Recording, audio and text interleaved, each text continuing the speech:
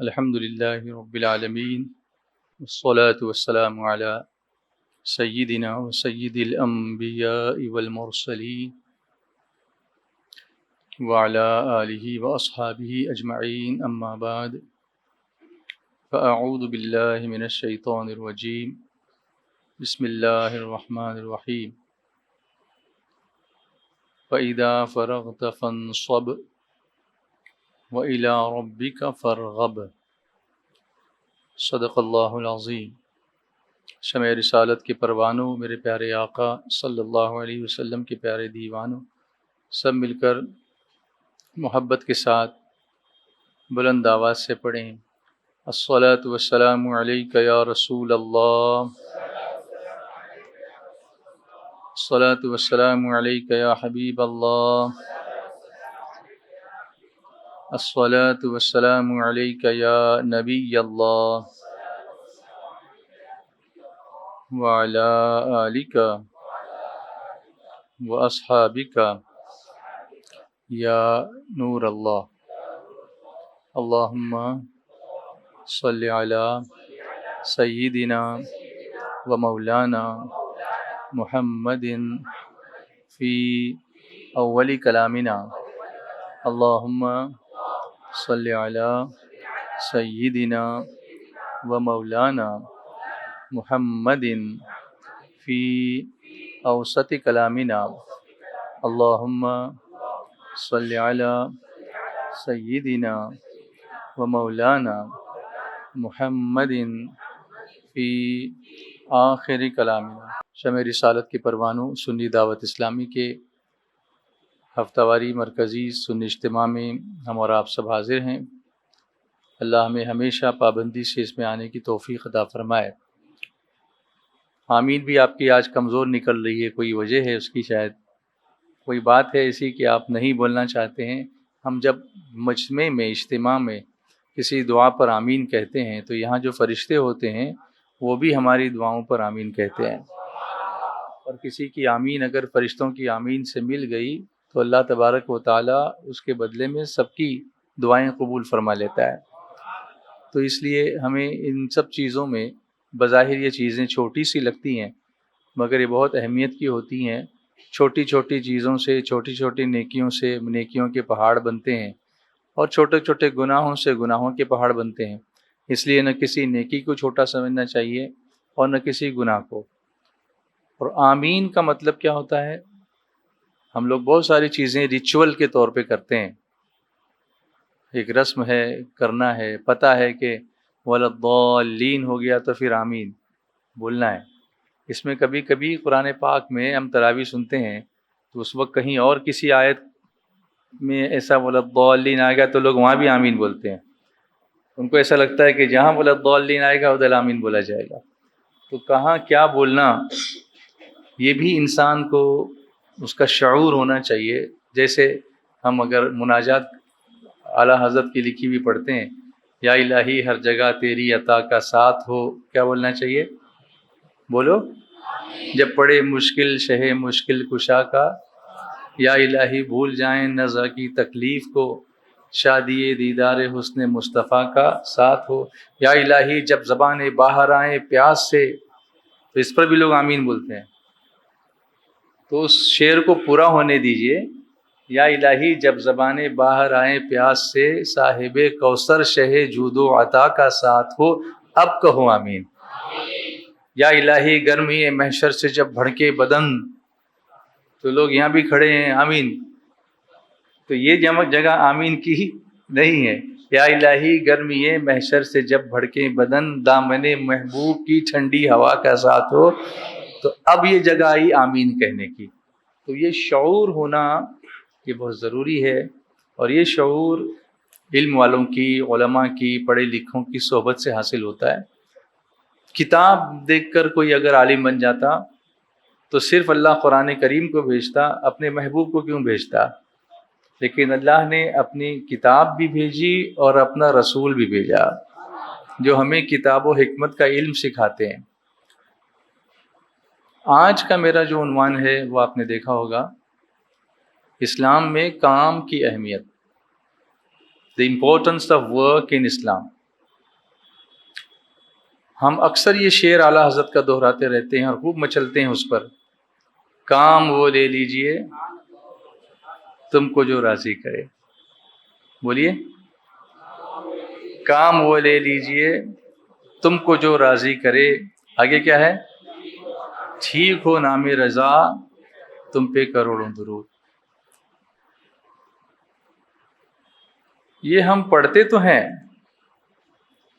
مگر کیا ہم اس شعر پر واقعی عمل کرتے ہیں؟ دعا تو کرتے ہیں کہ حضور وہ کام ہم سے لے لیجئے، مگر کیا ہم کام کرتے ہیں؟ اب یہاں جو کام سے مراد ہے تو وہ نیکی کا کام ہے، بھلائی ہے، بر ہے، ایک دوسرے کو بھلائی کی تلقین کرنا ہے، دین کا کام کرنا ہے، دین کا علم سیکھنا ہے، عبادت کرنی ہے اللہ کی. جیسے مولانا عبید صاحب فرما رہے تھے کہ حقوق اللہ اور حقوق العباد، ان دونوں میں ہمیں اپنے آپ کو آگے بڑھانا ہے. کام وہ لے لیجئے جس سے اللہ راضی ہو اور جس کے رسول راضی ہوں. اور کام کے تعلق سے اللہ تعالیٰ نے قرآن پاک میں ارشاد بھی فرمایا ہے. جیسے ایک آیت میری نظر کے سامنے ہے، سورہ توبہ کی ایک آیت ہے، آیت نمبر 105. اعوذ باللہ من الشیطان الرجیم وَقُلِ اعْمَلُوا فَسَيَرَى اللَّهُ عَمَلَكُمْ وَرَسُولُهُ وَالْمُؤْمِنُونَ. اور تم فرماؤ کام کرو. اللہ اپنے حبیب سے فرما رہا ہے کہ اپنی امت سے یہ کہو، کیا کہو؟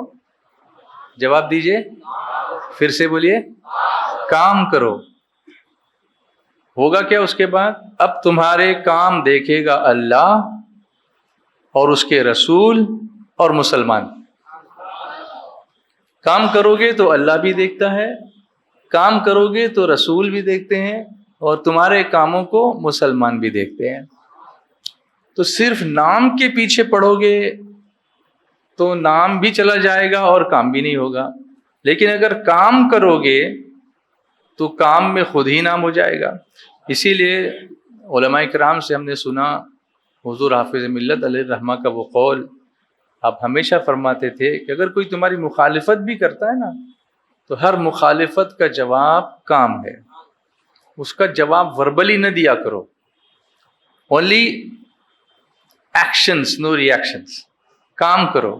کام کرنے کے بعد یہ ہوتا ہے کہ جو تمہارے مخالف ہوتے ہیں وہ بھی تمہارے موافق ہو جاتے ہیں، اور وہ بھی کام کے لیے تمہارے پاس آتے ہیں. جو تمہاری مخالفت کرتے ہیں جب ان کو کام پڑتا ہے تو انہیں یہ پتا ہوتا ہے کہ تم کام کے ہو، تو وہ تمہارے پاس آتے ہیں. پھر آپ کو لگتا ہے ارے آپ میرے پاس آ گئے. نہیں، یہ کام آپ کے بغیر کسی سے ہو ہی نہیں سکتا تھا، تو میں آ گیا. تو کیا فرمایا؟ کام کرو. بولو. اب اس کام سے مراد آج میں جو لے رہا ہوں، دین کی طرف جو بات جاتی ہے وہ تو اکثر ہم بیانات میں سنتے ہیں. میں اس کو تھوڑا دنیاوی ٹچ بھی دوں گا. اور دنیاوی ٹچ میں یہ نہیں ہے کہ صرف دنیا داری کی بات کروں گا، بلکہ ان کاموں کی بات کروں گا جن کو اگر ہم سنت کے مطابق کریں یا نیت ہم اچھی کر لیں تو وہ بھی عبادت بن جاتے ہیں. جیسے حلال روزی حاصل کرنا. مومن کے لیے حلال روزی حاصل کرنا یہ بھی کیا ہے؟ عبادت ہے. اگر وہ اپنے گھر سے حلال روزی کی نیت سے نکلتا ہے کہ میں اپنے گھر والوں کی کفالت کروں گا، اپنے ماں باپ کی خدمت کروں گا، اپنی اولاد کی تربیت کروں گا، جو کچھ میں کماؤں گا اس کو اپنے گھر والوں پر خرچ کروں گا، رشتہ داروں پہ خرچ کروں گا، تو جب تک وہ اپنے گھر واپس نہیں آتا وہ اللہ کی راہ میں ہوتا ہے. تو یہ بھی کام اس کا ہوا. اگرچہ وہ کام دنیا کا کر رہا ہے لیکن اس کی نیت اللہ کو راضی کرنے کی ہے، اس کی نیت اپنی ذمہ داریوں کو ادا کرنے کی اور حلال طریقے سے ادا کرنے کی ہے. اس لیے اس کا یہ کام کرنا کیا بن جائے گا؟ عبادت. اسلام وہ مذہب نہیں ہے جس نے ہم سے یہ کہا ہو کہ آپ ہاتھ پر ہاتھ دھرے گھر میں بیٹھے رہو یا مسجد ہی میں بیٹھے رہو اور صرف آپ کیا کرو؟ صرف آپ اللہ اللہ کرتے رہو، اس کے علاوہ کوئی کام نہ کرو. نہیں، بلکہ میں آپ کو ایک آیت بتاؤں. ہم جو پڑھتے ہیں سورہ انشراح، الم نشرح لک صدرک، اس کی جو آخری آیتیں ہیں، فَإِذَا فَرَغْتَ فَانصَبْ وَإِلَىٰ رَبِّكَ فَارْغَب. کیا مطلب ہے اس کا؟ میں اس آیت سے ہی شروع کرتا ہوں، پھر اپنے ٹاپک کی طرف چلتا ہوں. آپ سب کا دھیان چاہوں گا، کیونکہ لاسٹ ویک بھی جو کمپلیٹ کیا تھا میں نے ٹاپک، وہ ایک ڈفرینٹ ٹاپک تھا. یاد ہے آپ کو وہ کیا تھا؟ ٹاپک کیا تھا لاسٹ ویک کا؟ حضور صلی اللہ علیہ وسلم کا سمجھانے کا انداز.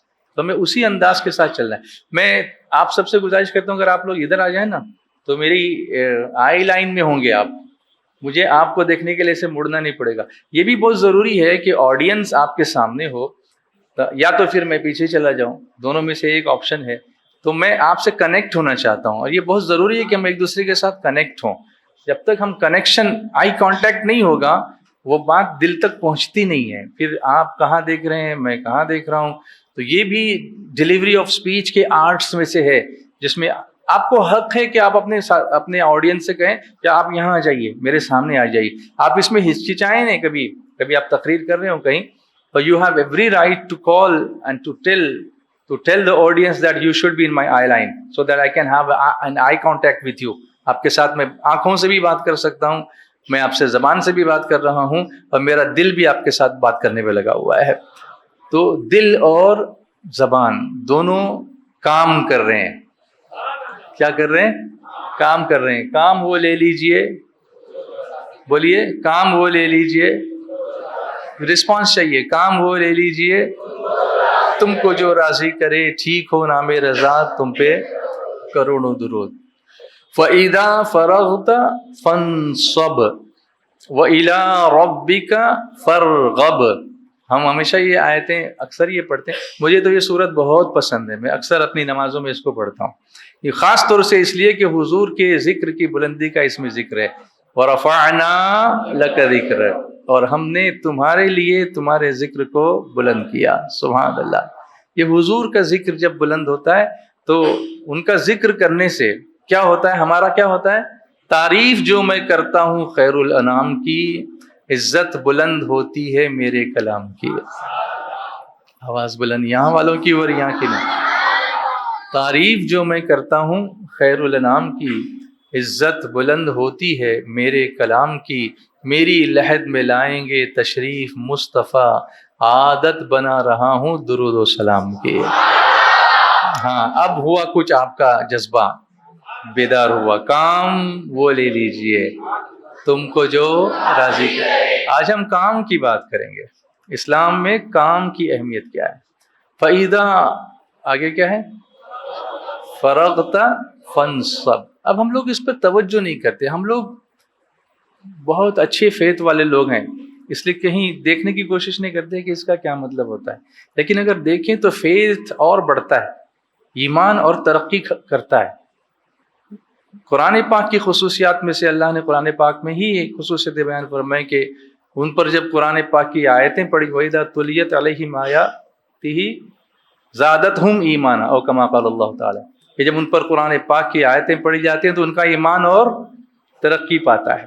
تو یہ اس وجہ سے ہم کو پڑھنا چاہیے کہ ہمارا ایمان اور ترقی کرے. ان فیکٹس کو دیکھ کر، ان ساری چیزوں کو ویریفائی کر کے بلائنڈلی ہم فیتھ کرتے ہیں. یہ ہمارا ایمان تو ہے، ایمان بالغیب تو ہمارے پاس ہے، لیکن اللہ نے کچھ سمجھ بھی دی ہے، تو اور سمجھ کے کریں گے تو اور مضبوط ہوگا انشاءاللہ. تو اس کا مطلب ہوتا ہے، تو جب تم نماز سے فارغ ہو جاؤ تو دعا میں محنت کرو. کیا مطلب ہوتا ہے؟ جب تم نماز سے فارغ ہو جاؤ تو دعا میں محنت کرو. اب دیکھیے، نماز عبادت ہے اور دعا ہے، لیکن دعا کے بارے میں اللہ نے فرمایا الدعاء مخ العبادہ، دعا عبادت کا مغز ہے. جیسے ایک مرتبہ آزاد میدان وادی نور کے اجتماع میں آپ کو پتہ ہے کہ میکسیمم پبلک دعا میں آتی ہے. اتنی پبلک صبح میں نہیں ہوتی جتنی دعا میں ہوتی ہے. تو میں نے ایسے ہی لوگوں سے کہا کہ یا اللہ، اللہ کے بندو، اللہ سے دعا کرتا ہوں کہ آپ صبح سے آئیں، آپ صرف دعا میں آتے ہیں. تو ایک صاحب نے مجھ پر میری بات پر ایک بات کہی.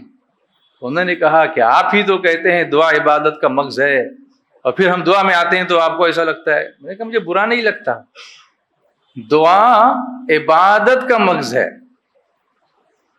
غور کیجئے اس پر. دعا تو آپ صرف مغز لینے آتے ہیں, عبادت میں کیوں نہیں آتے؟ ایک مطلب ایسے میں نے ان کے سامنے لاجیکل پیش کیا. خیر اس کو آپ دوسری طرح سے کاؤنٹر کر سکتے ہیں, وہ مجھے پتا ہے, مگر میں نے لاجیکلی ان سے ایک بات کی کہ آپ عبادت میں آئیے پھر دعا کیجئے, تو عبادت کا مغز مل جائے گا. تو صبح سے 5 نمازیں پڑھی جا رہی ہیں, اس میں آئیے وہاں پر, پھر دعا کیجئے, پھر دعا میں شریک ہوئیے. فَإِذَا فَرَغْتَ فَانْصَبْ وَإِلَىٰ رَبِّكَ فَارْغَب. جب نماز سے فارغ ہو جاؤ تو دعا میں محنت کرو. تو آپ نمازوں میں نہیں آ رہے ہیں, صرف دعا میں آ رہے ہیں, یہ کہاں تک مناسب ہے؟ تو اگر آپ نماز میں آ کر پھر دعا میں آئیں گے تو اور مناسب ہوگا. ویسے بھی آپ ویلکم ہے, آئیے, میں منع نہیں کر رہا ہوں, لیکن تھوڑا جلدی آئیے, تھوڑا ارلی آئیے. تو اس آیت سے ہمیں یہ پتہ چلا, علامہ آلوسی اس کے بارے میں یہ فرماتے ہیں کہ اس آیت سے ہمیں یہ پتہ چلتا ہے کہ بندے مومن کے لیے مناسب یہی ہے کہ وہ ہر وقت یاد الہی میں مستغرق رہے, مسلسل وہ اللہ کا ذکر کرتا رہے, اللہ کی یاد کرتا رہے. یا دنیا کے ضروری کاروبار سے جو ہی اس کو فرصت ملے اس سے فارغ ہو تو پھر وہ فوراً اللہ کے ذکر میں مشغول ہو جائے.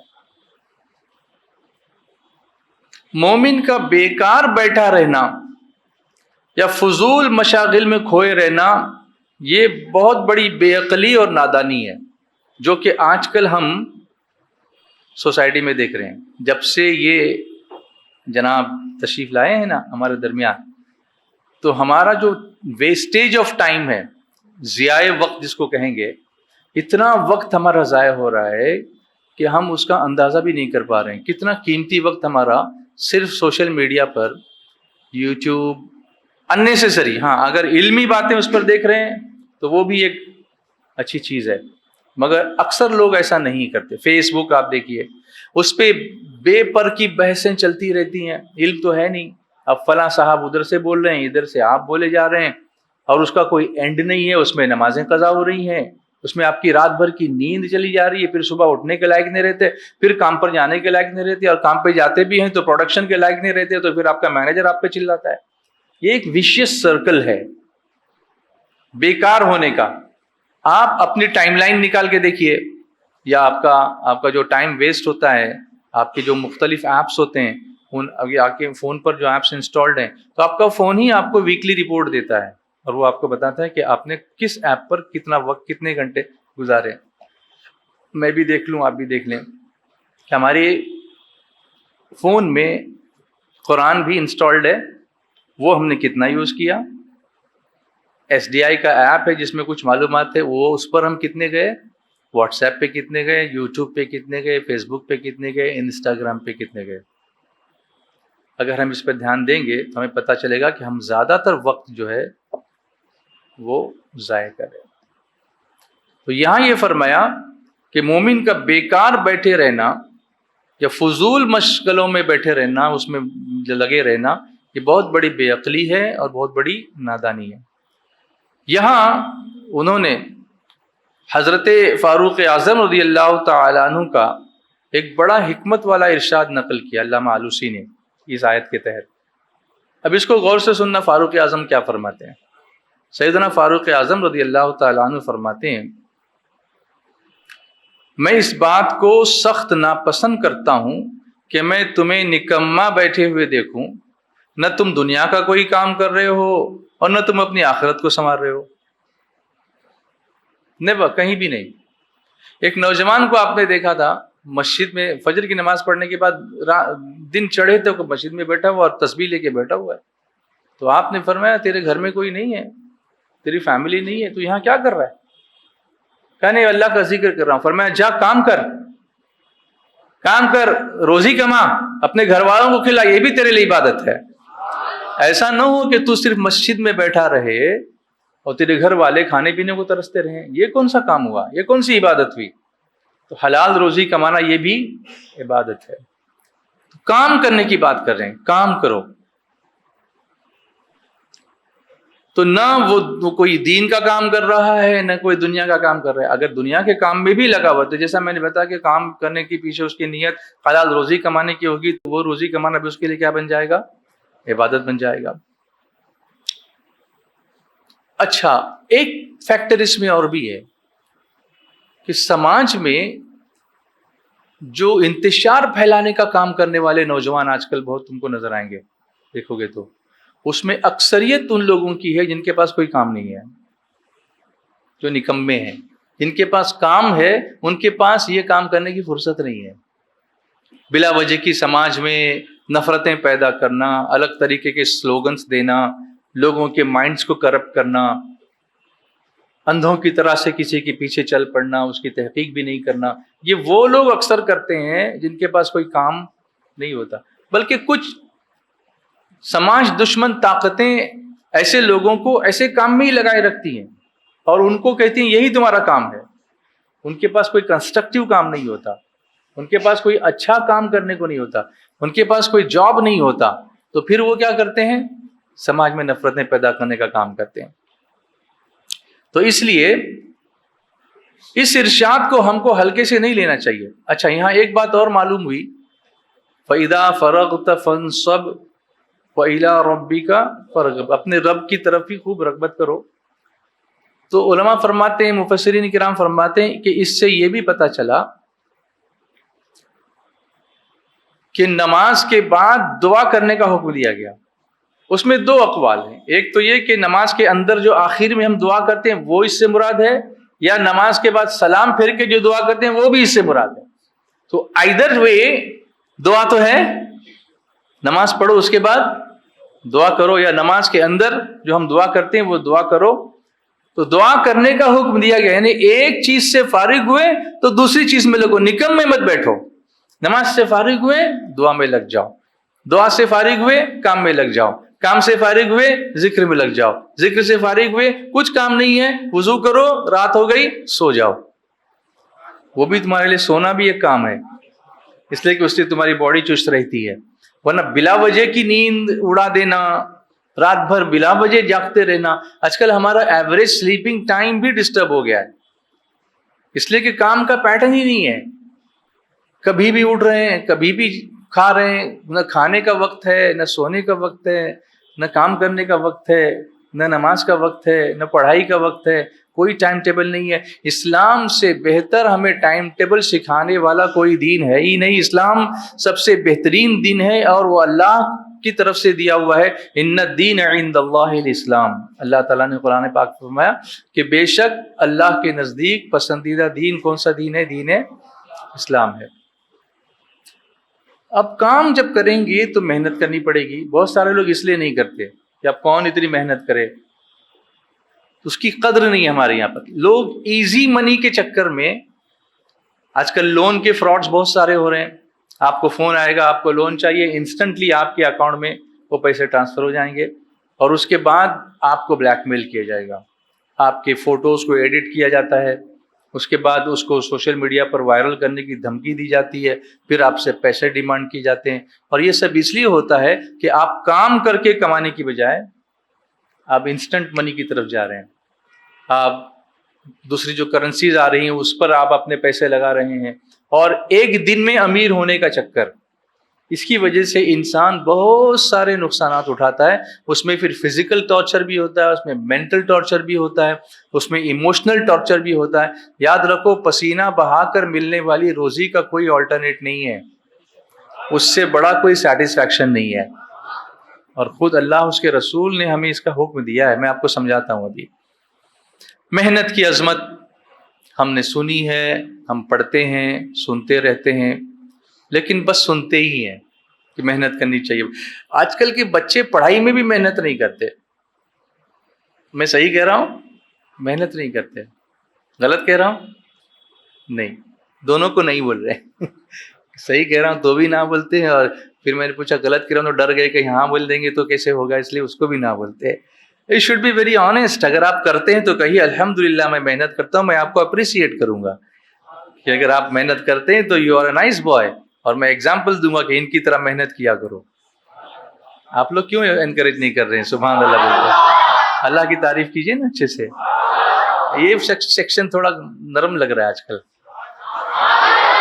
ماشاءاللہ آپ زندہ ہیں تو زندگی کا ثبوت دیجیے اور سب مل کر دیجیے ایک مرتبہ اور۔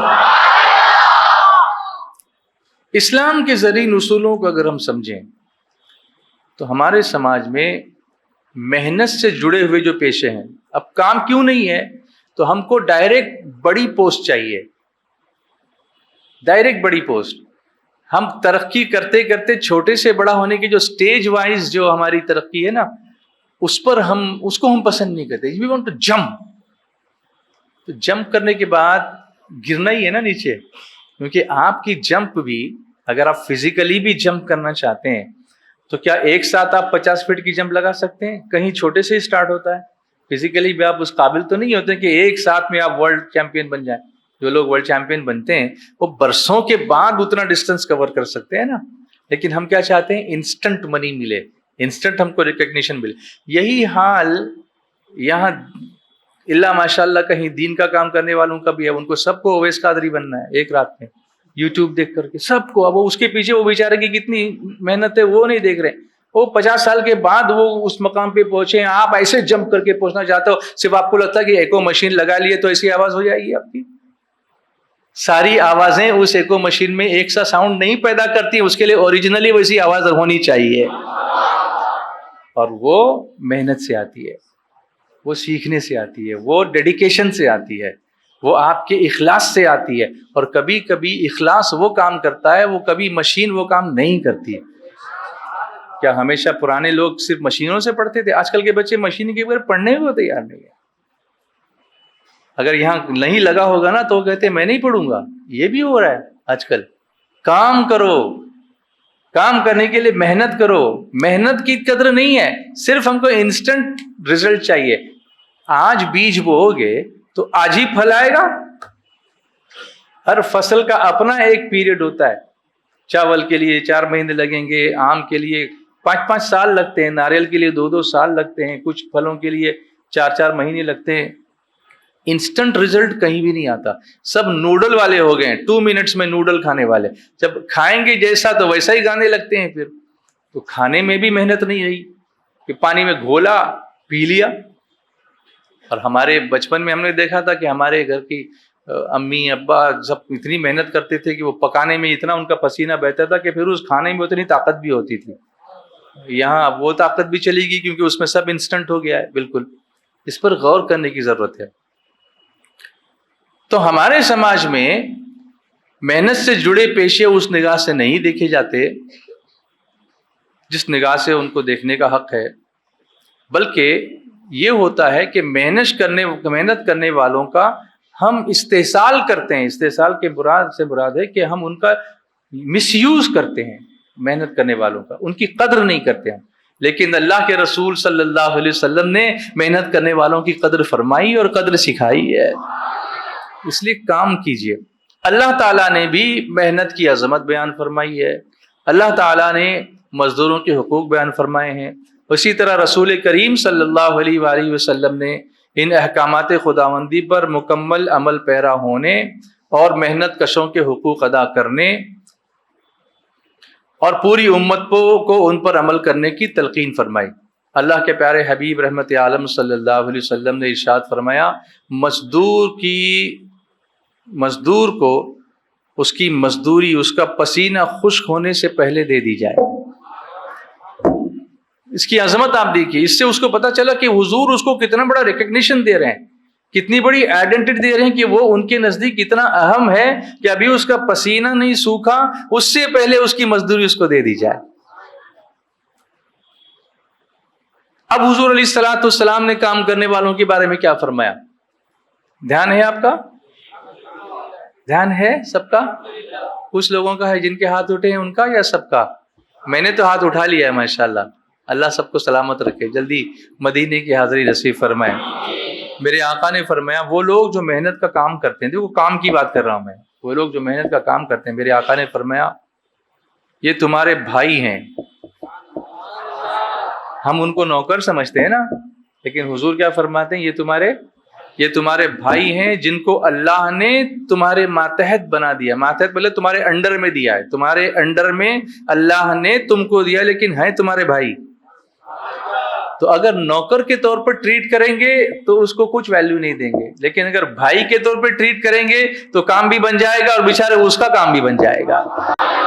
کتنی عظیم تعلیمات ہیں رسول کریم صلی اللہ علیہ وسلم کی کہ ایک محنت کرنے والے مزدور کے تعلق سے میرے آقا یہ فرماتے ہیں یہ تمہارے بولو یہ تمہارے بھائی ہیں. بچوں بھی کبھی بھی کسی محنت کا کام کرنے والوں کو نیچی نگاہ سے مطلب ان کو نیچا سمجھ کے نہیں دیکھنا بلکہ ان کی عزت کرنا, ان کی عزت کرنا. تاج محل کس نے بنایا؟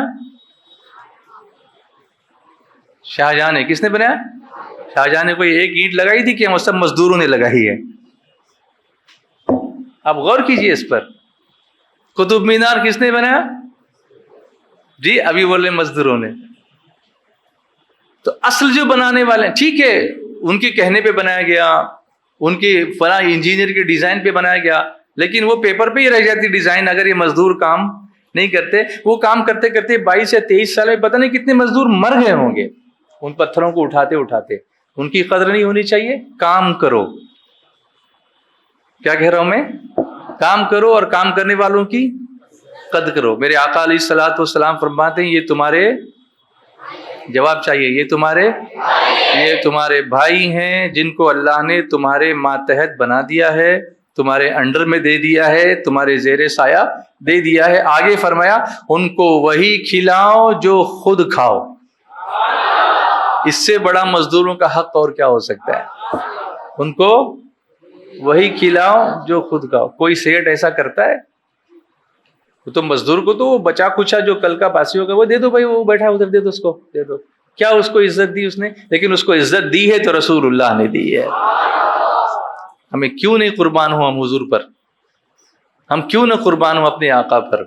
اور مزدوروں کو بھی سمجھنا چاہیے, کام کرنے والوں کو بھی سمجھنا چاہیے, محنت کرنے والوں کو بھی سمجھنا چاہیے کہ جس رسول نے تمہیں یہ مرتبہ دیا اور دینے کا حکم دیا تمہیں بھی ان سے قریب ہونا چاہیے, تمہیں بھی اپنا حق صحیح طریقے سے ادا کرنا چاہیے. دونوں اٹ ورکس بوتھ ویز, دونوں طرف سے وہ ادا ہوتا ہے. اسی طرح حضور رحمت عالم درود و سلام کی گونج ہونی چاہیے صلی اللہ علیہ وسلم. حضور رحمت عالم صلی اللہ تعالی علیہ وسلم نے ارشاد فرمایا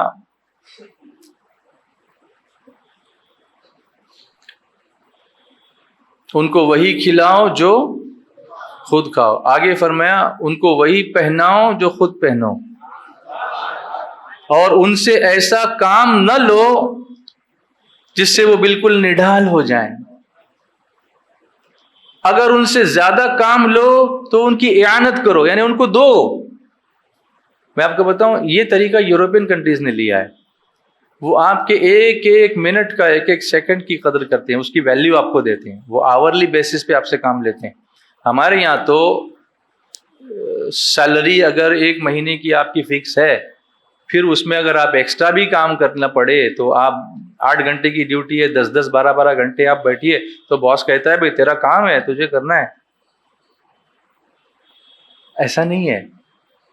آپ ان کے ایک ایک منٹ کی قدر کیجئے. یہ بھی ایک کام ہے کہ کام کرنے والے کی قدر کی جائے. ان کی ایک ایک اگر آپ اس کی قدر کرو گے تو وہ پھر اس طرح کام بھی کرے گا. اگر آپ قدر کرو گے تو اس طرح کام بھی کرے گا.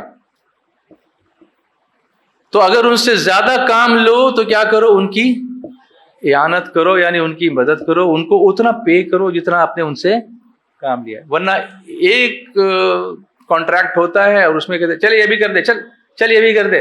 اس طرح سے اسلام کا سسٹم کتنا عظیم ہے, لیکن ہم لوگ ایسا کرتے نہیں ہیں. اسی طرح حضور رحمت عالم صلی اللہ علیہ وسلم نے کام کرنے والوں کے تعلق سے اخلاق کا جو مظاہرہ فرمایا. میرے آقا علیہ الصلوۃ والسلام فرماتے ہیں کہ اپنے ماتحتوں سے, جو اپنے انڈر میں کام کرنے والے لوگ ہیں, ان سے بدخلقی کرنے والا یعنی ان کے ساتھ مس بیہیویئر کرنے والا جنت میں داخل نہیں ہوگا. اللہ اکبر. پھر فرمایا اگر تمہارے انڈر میں کام کرنے والا, تمہارے ماتحت کام کرنے والا 70 بار بھی غلطی کرے تو تم اسے معاف کر دو. یہاں تو کتنی گالیاں پڑتی ہیں بیچارے کو غلطی کرنے پر. کیا اخلاق ہے میرے آقا صلی اللہ علیہ وسلم کے. محنت کی عظمت. اب کام کرنا ہے, یہ تو میں نے ان کے حقوق بیان کیے, لیکن کام کی عظمت کیا ہے. میں نے ٹاپک کیا لیا ہے, کام. اسلام میں کام کی اہمیت, the importance of work in اسلام.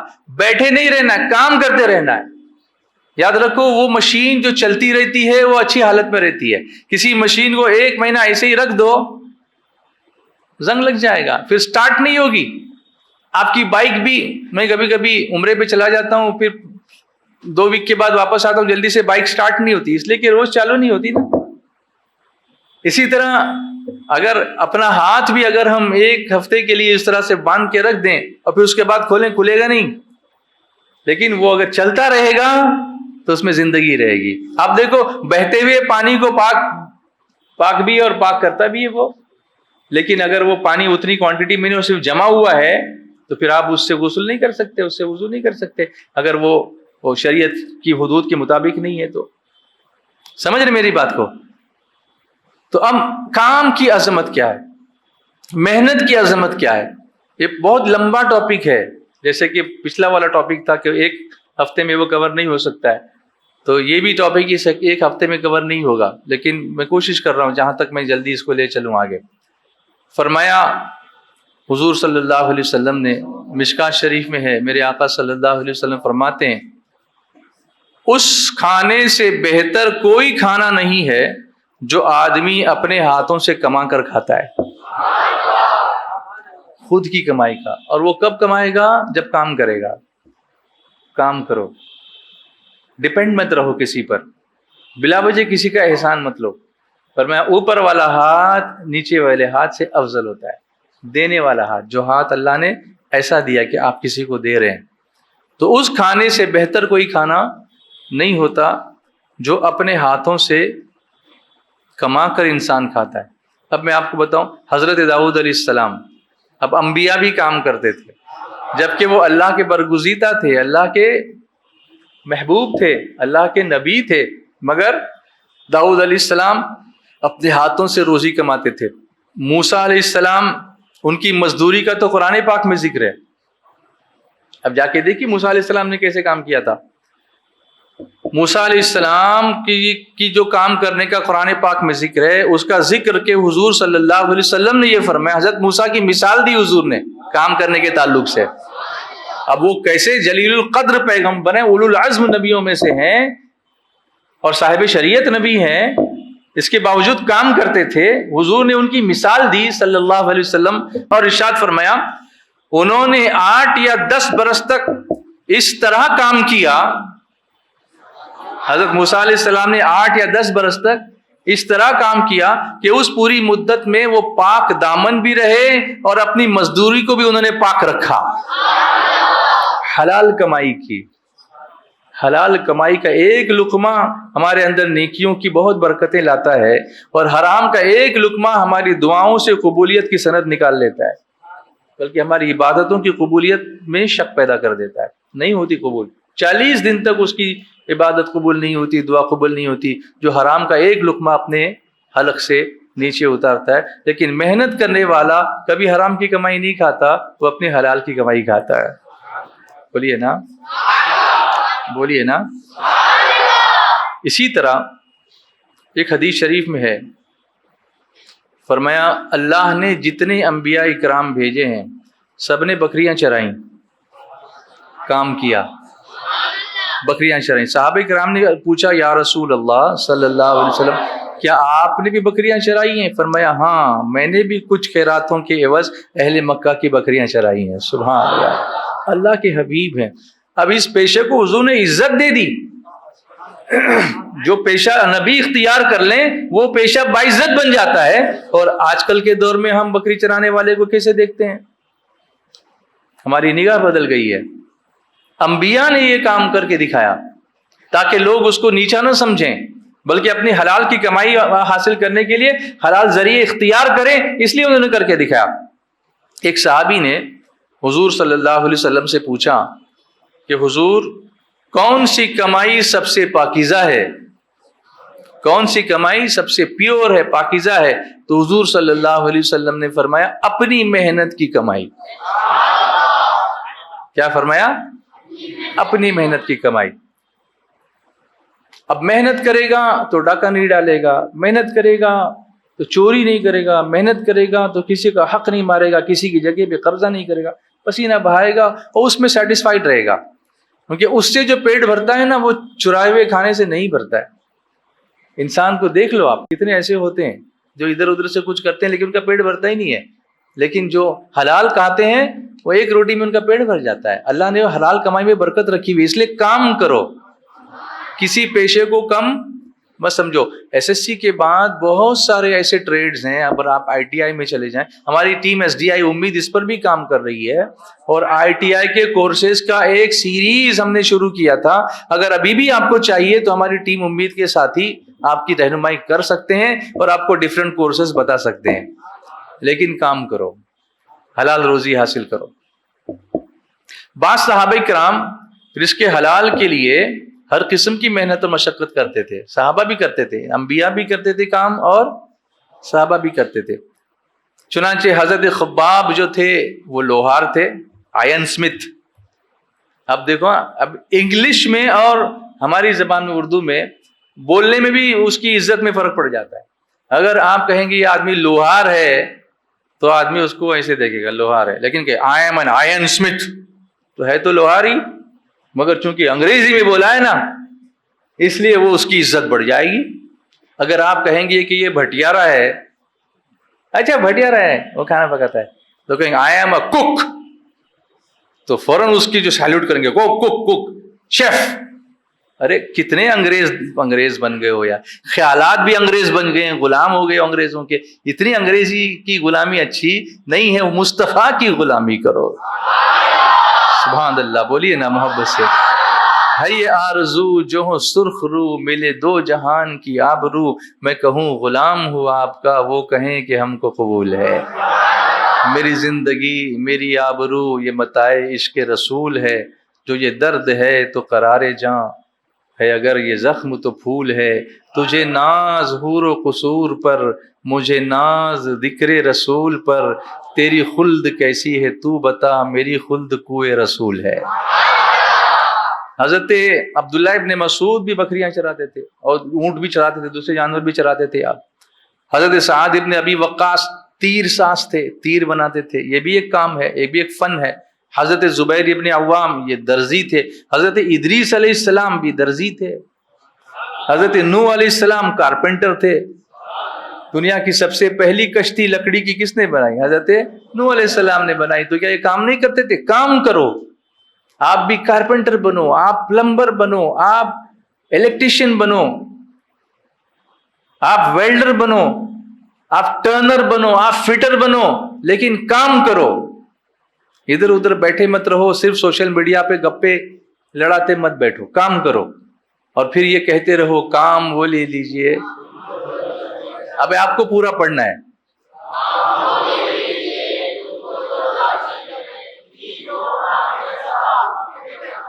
حضرت زبیر ابن عوام درزی تھے. حضرت بلال ابن رباح گھریلو ملازم تھے، گھر میں کام کرتے تھے، کام کرتے تھے. حالانکہ بلال کیسے تھے؟ مسجد نبوی کے مؤذن تھے، اس کے باوجود گھروں میں کام کرتے تھے.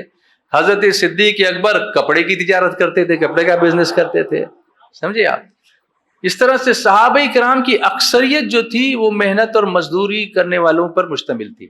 وہ صحابہ تھے لیکن کھیتوں میں کام کرتے تھے، کسی کی یہاں مزدوری کرتے تھے، پھر آ کر کے اپنے گھر والوں کی کفالت کرتے تھے، اور پھر سرکار کی بارگاہ میں بیٹھے رہتے تھے اور کہتے رہتے تھے پیتے تیرے در کا، کھاتے ہیں تیرے در کا، پیتے تیرے در کا، کھاتے ہیں تیرے در کا، پانی ہے تیرا پانی، دانا ہے تیرا دانا، تو شمع رسالت ہے عالم تیرا پروانہ، پروانہ تو مائے نبوت ہے، جلوہ جانانا. دل اپنا چمک اٹھے، ایمان کی طلعت سے دل اپنا چمک اٹھے، ایمان کی طلعت سے کر آنکھیں بھی نورانی نورانی، اے جلوہ جانانا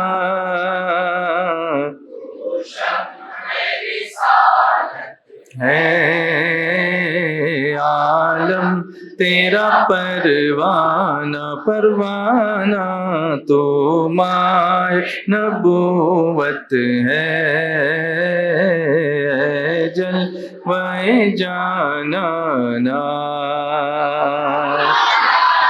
یہاں تک کہ ازواج مطہرات جو ہیں، یعنی حضور صلی اللہ علیہ وسلم کی پاک بیویاں، ہم مسلمانوں کی مائیں، سرکار صلی اللہ علیہ وسلم کی پاک بیویاں، یہ بھی گھروں میں کبھی اون کاٹتی تھیں، کبھی کھالوں کی دباغت کرتی تھیں۔ حضرت زینب کھالوں کی دباغت کرتی تھیں، حضرت اسماء بنت ابی بکر جانوروں کی خدمت کرتی تھی، جنگل سے لکڑیاں لاتی تھیں۔ آج کل کی بہنیں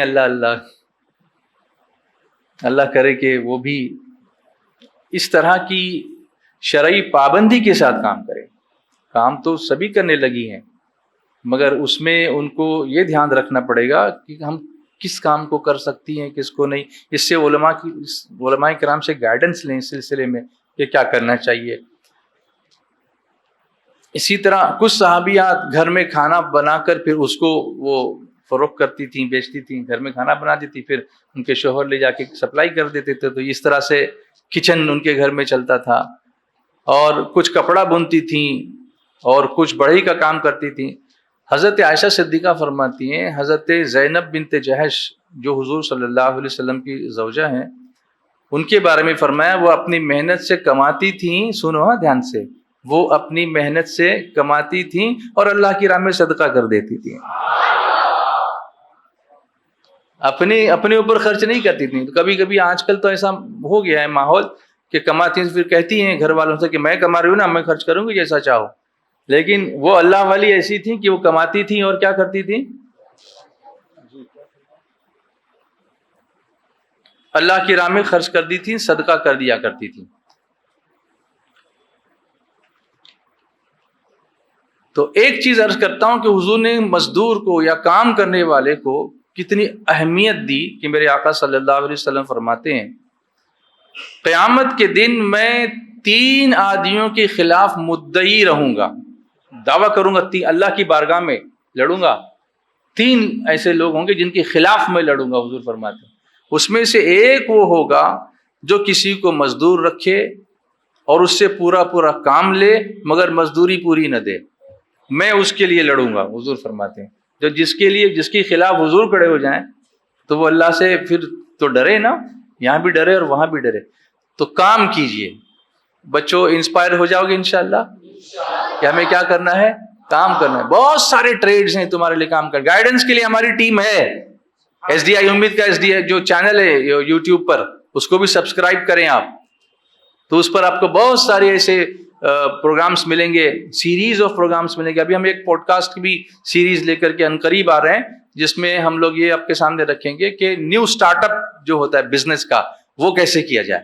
اس پر ہماری سیریز اب ریکارڈ ہو رہی ہے، انشاءاللہ عنقریب آ جائے گی، تو اس کو ریفر کیجئے۔ لیکن کام کیجئے، دنیا کا بھی اور دین کا بھی کام وہ لے لیجئے، آواز تو دیجئے، کام وہ لے لیجئے۔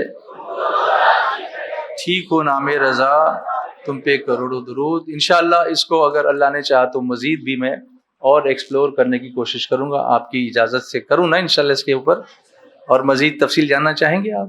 اللہ تعالیٰ جزائے خیر عطا فرمائے، ایمان کی سلامتی دے اور ایمان پر خاتمہ بالخیر نصیب فرمائے۔ السلام علیکم۔